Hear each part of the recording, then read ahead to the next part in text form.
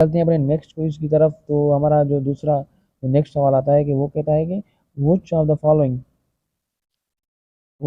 Has two moons. जैसे कि मैंने पिछले कुछ स्लाइड में बताया कि दो मून्स। आप अर्थ के, कोई पूछ सकता है आपसे अर्थ के कितने मून्स हैं। ऑब्वियसली एक ही हमारा जो है चांद चंदा मामा। और मार्स के कितने मून से, दो मून से हैं। जुपिटर के अभी मैंने आपको बताया कि कितने हैं, जुपिटर के कितने हैं, 95 हैं। और हमारा जो सेटर्न भैया है इसके पास है 145। तो ये सारे नंबर हैं जो कि मैं पहले डिस्क्राइब कर चुका हूँ। तो अब नेक्स्ट चलते हैं, इसकी डिस्क्रिप्शन पढ़ते हैं फर्दर कि इसमें से कोई कौन सा सवाल मज़ीद बन सकता है। मज़ीद सवाल कौन सा बन सकता है, मज़ीद सवाल। तो मज़ीद सवाल जो है हमारा,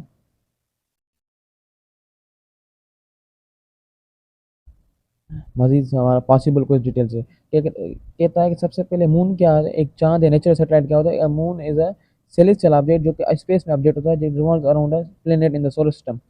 एक ऑब्जेक्ट है जो एक प्लेनेट के दौरान के अराउंड चक्कर लगाता है, एक जो है सोलर सिस्टम के शमसी निज़ाम में। ठीक है, तो अब क्या कहते हैं, except the Mercury Venus all other planet solar system has the moons around them. मैंने आपको बताया कि कौन कोई है, इससे भी प्लेनेट है जिनके पास एक भी चांद नहीं है, एक भी नेचुरल सैटेलाइट नहीं है। कोई तो ऐसे भी जिनके पास लाखों लाखों नहीं, एक 145 जैसे आपने मिनिमम सबसे ज़्यादा जो है सेटर्न के पास मून नेचुरल सैटेलाइट्स है। तो अब इसमें नेक्स्ट सवाल एक बन सकता है कि भाई ये यहाँ पर आ सकता है कि इनमें से सोलर सिस्टम के कौन से प्लैनेट है जिनके पास कोई अपना चांद नहीं है, अपना कोई नेचुरल सैटेलाइट नहीं है। तो कौन से है, मर्क्यूरी, वीनस इसके पास नहीं है। इसको कहते हैं वीनस को कहते हैं द मॉर्निंग स्टार, ये भी शायद इसका नाम दिया जाता है। और मर्क्यूरी जो है शायद सूरज के करीब भी एक प्लेनेट माना जाता है। On the other end Mars is too small, मैंने आपको बताया कि मार्स के कितने, दो चांद हैं। अर्थ के एक है। नेपच्यून के 14 चांद है। सेटर्न के 82 है, यहाँ पर 82 बता रहा है, लेकिन मैं आपको बताया कि अपडेटेड इन्फॉर्मेशन के हिसाब से अब उसके पास है 95 हो गए, क्योंकि सेटर्न के पास अभी 145 हो गए हैं, जुपिटर के 95 हो गए अकॉर्डिंग रिसेंट ऑब्जर्वेशन। ठीक है, तो अब चलते हैं अपने नेक्स्ट सवाल की तरफ।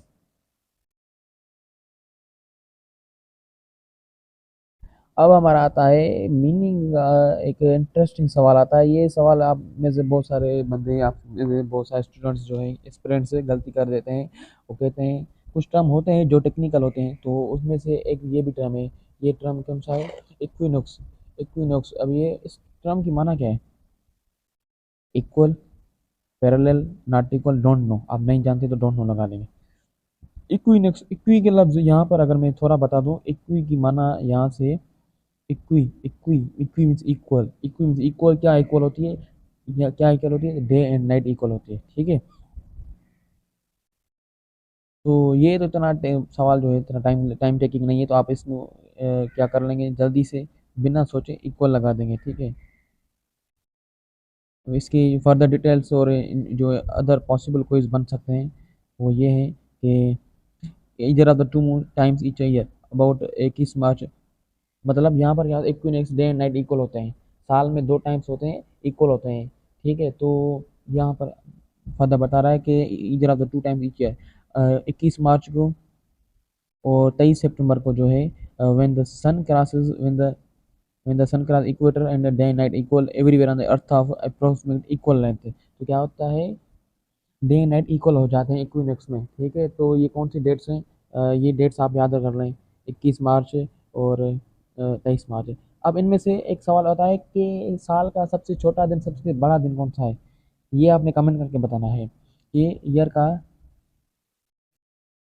शॉर्टेस्ट डे और लॉन्गेस्ट डे कौन सा होता है। तो मैं आपको बता दूं कि जो सबसे लॉन्गेस्ट डे होता है 21 जून का होता है। ठीक है, और जो होता है हमारा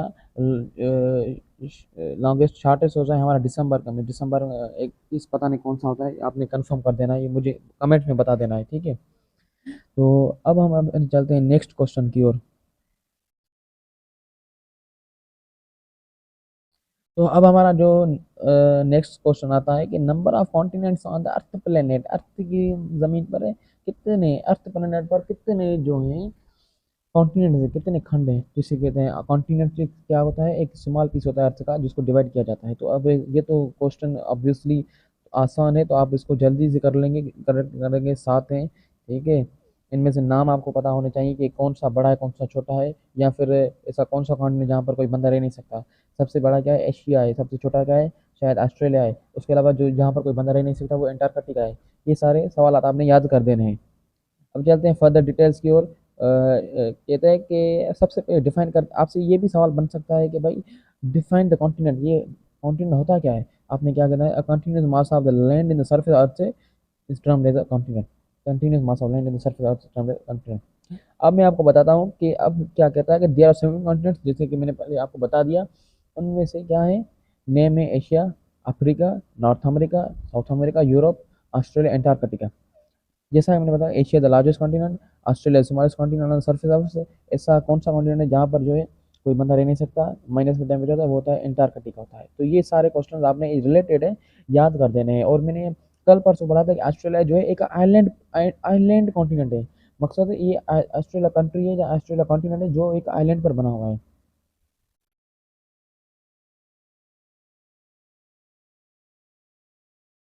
चलो जी, पहले वाला तो क्वेश्चन आपने कर लिया, अब आपने ये वाला क्वेश्चन मुझे बता देना है। ठीक है, अब क्या करना, earth is divided into dash layers of atmosphere. Earth के एटमॉस्फेयर कितने लेयर्स होते हैं, कितने तह होते हैं, कितने पर्दे होते हैं जिसमें ये डिवाइडेड होता है। तो सबसे पहले 4 लेयर होते हैं, 5 होते हैं, 6 होते हैं, या फिर मैं इसको पहली बार सुन रहा हूँ, listening this for the first time. अब मैंने तो कभी सुना ही नहीं है कि अर्थ के भी कोई एटमॉस्फेयर के कोई भी लेयर होते हैं। भाई साहब ये क्या करते हो पांडे जी। तो मैं आपको बता दूं कि अर्थ की जो है हमारी 4 लेयर्स ऑफ एटमॉस्फेयर में डिवाइडेड होती है।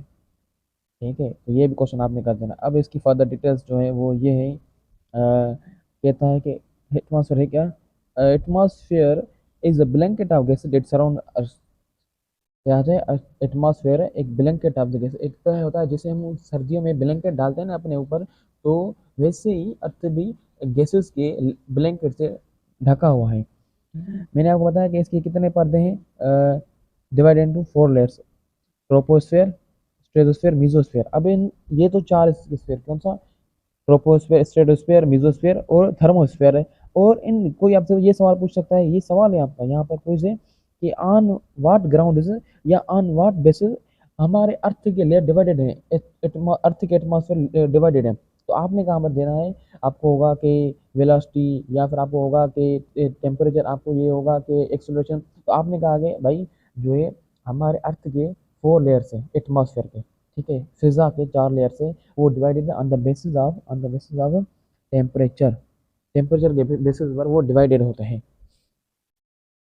ठीक है, अब चलते हैं अपने नेक्स्ट सवाल की तरफ। तो